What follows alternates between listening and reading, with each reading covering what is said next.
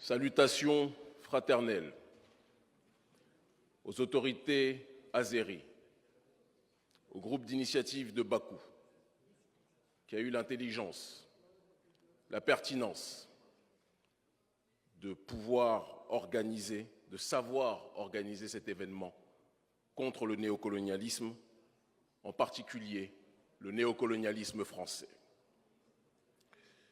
Je ne peux continuer évidemment cette introduction sans saluer mes frères et sœurs venus du continent africain, chacun en fonction de leur délégation.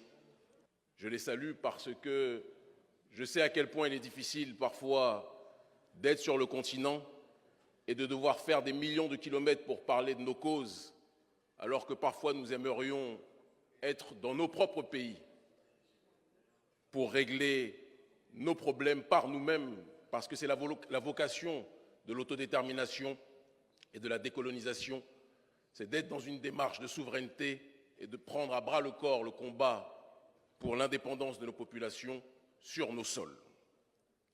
Mais si nous sommes obligés de nous déplacer aussi loin, c'est parce que bien souvent, à l'exception de quelques pays comme les pays de l'AES, le Niger, le Mali et le Burkina, que je vous demande d'applaudir fortement s'il vous plaît, malheureusement, bon nombre d'autres pays sont, en ce qui concerne les questions relatives à la décolonisation, encore à la traîne.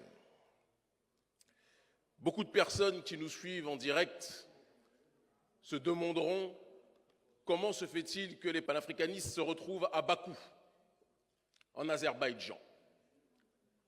Je comprends leur surprise, je comprends leur étonnement, et parce que des millions de gens nous suivent sur les réseaux sociaux, il est important aussi de faire de l'éducation. On ne peut pas comprendre la présence des panafricanistes à Bakou sans comprendre l'histoire récente. Du côté de l'Azerbaïdjan, évidemment, outre le fait que cet auguste pays a abrité et a dirigé le mouvement des non-alignés, ce qui pousse ce pays plus que jamais à se préoccuper des questions relatives à la décolonisation, parce que nous sommes objectifs et parce que nous sommes lucides. Nous savons aussi que l'Azerbaïdjan est profondément lassé et fatigué de l'arrogance française qui passe son temps à donner des bons points de droits de l'homme, des bons points de valeur de respect de l'être humain à tous les pays, alors que la même oligarchie française elle-même ne respecte jamais les droits de l'homme lorsque cela concerne les populations noires sur le continent ou dans la diaspora. La France, on a vu son comportement lors de la question du Haut-Karabakh, mais cette même France, lorsqu'il s'agit de l'indépendance des pays d'Afrique francophone, lorsqu'il s'agit de l'indépendance de la Guadeloupe, de la Martinique, de la Guyane, de la Nouvelle-Calédonie, de la Réunion, cette France oublie complètement la notion de droit de l'homme et de droit à l'autodétermination. Mais si l'on rentre en profondeur maintenant et que l'on se pose la question pourquoi les panafricanistes se retrouvent à Bakou, on ne peut pas saisir la dynamique présente sans se tourner vers le passé et comprendre les mécanismes du commencement. L'effondrement du mur de Berlin a changé profondément la face géopolitique du monde. L'effondrement du mur de Berlin a laissé le capitalisme se présenter comme le dogme économique, politique et sociétal absolu, connaissant par la suite, au XXe siècle, l'ultime forme de capitalisme que l'on appelle le néolibéralisme, qui lui-même s'est décomposé en deux parties de manière bicéphale, le néolibéralisme économique et sociétal. Si nous sommes nombreux dans le Sud global à dénoncer le néolibéralisme économique, nous constatons qu'une grande partie des nations de l'humanité n'ont fait qu'incorporer à leur corps défendant cette doctrine économique comme la doctrine économique normative. Et c'est un problème. Mais un néolibéralisme encore pire que celui-ci a émergé, s'est constitué, est devenu une religion d'État pour l'oligarchie occidentale. Et ce néolibéralisme, c'est le néolibéralisme sociétal. ce que certains appellent l'American Way of Life, ce que certains appellent le mode de vie occidental, l'occidentalisation des mœurs, l'occidentalisation de la société, l'occidentalisation de la vie politique. Et cette arrogance, à travers justement la propagation de ces valeurs occidentales, a fini par heurter une grande partie de l'humanité qui n'acceptait pas que l'on vienne leur dire ce qui était bon ou mauvais dans le cadre de leur réalité. Et c'est à cette croisée des chemins que les panafricanistes et que des pays comme l'Azerbaïdjan se retrouvent. Les panafricanistes, et je vais parler au nom de notre organisation internationale Urgence panafricaniste, structure qui a initié, fondé et forgé avec d'autres structures le Front anti-CFA en 2017, qui a organisé les mobilisations au péril de nos libertés individuelles, parfois au prix de la prison, parfois au prix de l'expulsion, parfois au prix des menaces de certains de nos frères africains. L'ONG Urgence panafricaniste a enclenché un processus de résistance au sein des masses en Afrique francophone et dans la diaspora, dans les territoires d'outre-mer. Et cette ONG que je préside a compris la nécessité d'être présente à chaque endroit où le colonialisme était critiqué. Que ce soit pour des raisons sincères ou que ce soit pour des raisons, dirons-nous, opportunes. Toujours est-il que toute personne et toute nation qui a décidé de s'opposer au néocolonialisme nous a trouvés, nous trouve et nous trouvera comme partenaires. Nous sommes à une période de l'histoire précise où le Nord global est en train de perdre profondément son influence. Parce que le Nord global a vécu dans une sorte d'autisme géopolitique, en croyant qu'ils étaient les seuls capables de pouvoir donner une direction au reste de l'humanité.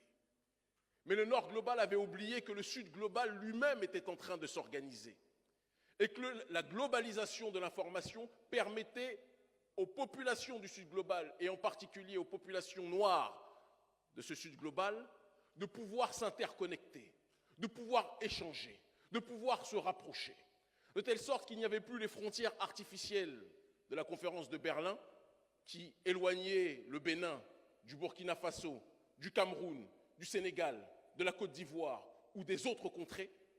Mais cette fois-ci, il y avait une nouvelle génération qui transcendait ces différences et qui était capable de bouger ensemble pour aller dans une seule et même direction. C'est dans ce processus-là que nous avons été capables de nous organiser sur le terrain, sur les réseaux sociaux et dans les masses médias pour bousculer l'oligarchie française sur le continent africain et dans la diaspora. De telle sorte que cette même oligarchie française, dans un rapport qui est sorti il y a quelques semaines de cela, le rapport de l'école de guerre économique, a déclaré que le combat panafricaniste que nous menons est le combat qui cause la montée de ce qu'ils appellent le sentiment anti-français. Ce n'est pas un sentiment anti-français, c'est un sentiment anticolonialiste français, un sentiment anti-arrogance française. Et cette exaspération que nous ressentons face à cette arrogance française est une exaspération que ressentent beaucoup de nations dans le monde. Je sais précisément, et c'est pour cette raison que je suis venu et que j'ai accepté l'invitation, soyons clairs, ne tournons pas autour du pot, je sais précisément que les autorités azéries sont agacées par cette arrogance et ce paternalisme français. Nous sommes faits pour nous comprendre.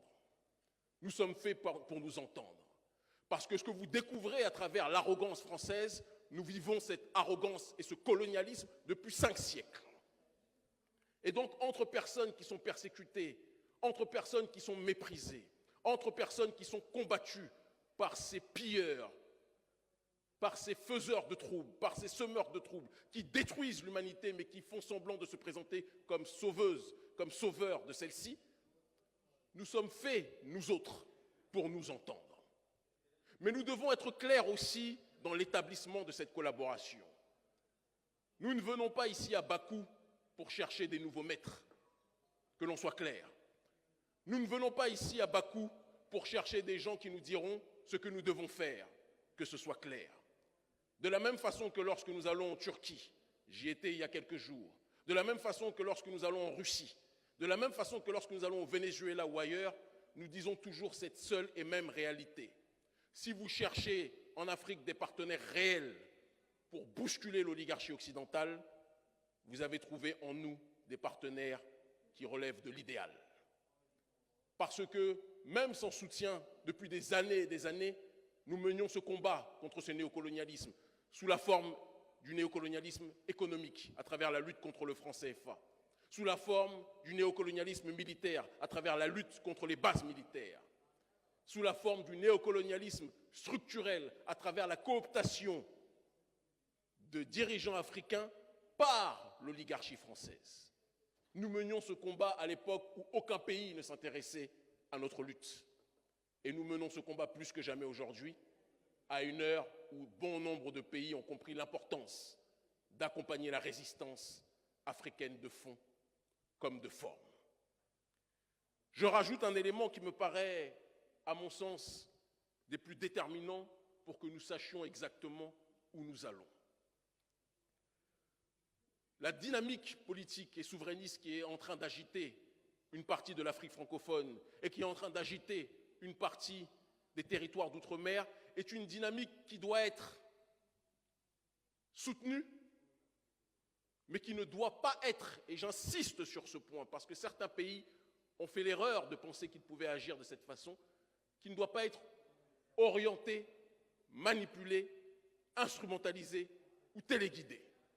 Nous devons avoir un partenariat sincère et sensé. Le groupe d'initiative de Bakou est dans une dynamique de vouloir lutter contre le néocolonialisme en fonction des raisons qui sont les siennes, et nous nous rejoignons sur ce point.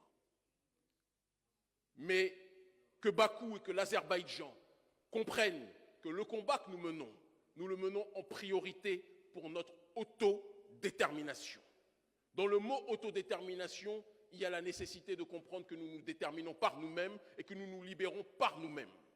Mais comme le disait Mandela, lutter contre un adversaire oppresseur ne signifie pas refuser les alliances et les soutiens de pays et de partenaires sincères d'où qu'ils viennent. Et je pense, et c'est la raison pour laquelle nous avons fait un certain nombre de kilomètres pour venir ici, que Bakou est une place sincère pour mener ce combat contre l'impérialisme occidental, contre l'hégémonie occidentale et plus précisément contre le néocolonialisme français. Aidez-nous, soutenez-nous, et vous verrez que ceux qui donnent des leçons aux quatre coins de l'humanité vont être balayés avec une force que vous ne pouvez pas imaginer. L'Afrique est le centre de gravité de ce monde multipolaire qui est en train d'émerger. Et vous pouvez être des partenaires privilégiés si vous savez nous accompagner, si vous savez nous soutenir avec sincérité, avec stratégie et avec intelligence. Le monde de demain ne sera plus le monde de cette France arrogante d'Emmanuel Macron et de sa mère Brigitte. Non, le monde de demain sera le monde des peuples fiers, des peuples enracinés, des peuples qui défendent leur identité, des peuples qui refusent l'hégémonie d'une sphère au détriment du reste de l'humanité. Ce sera le siècle des peuples qui ont décidé de se parler avec vérité, avec fraternité, mais qui ont décidé de ne pas se mentir sur leurs intérêts respectifs et parfois partagés. L'Afrique libre ou la mort, nous vaincrons. Azerbaïdjan partenaire, si on est dans une démarche sincère, nous avancerons. Je crois profondément en ce partenariat. Et je dis à Emmanuel Macron, votre hégémonie en Afrique et dans les territoires d'outre-mer touche à sa fin. Vos jours sont comptés. Merci infiniment.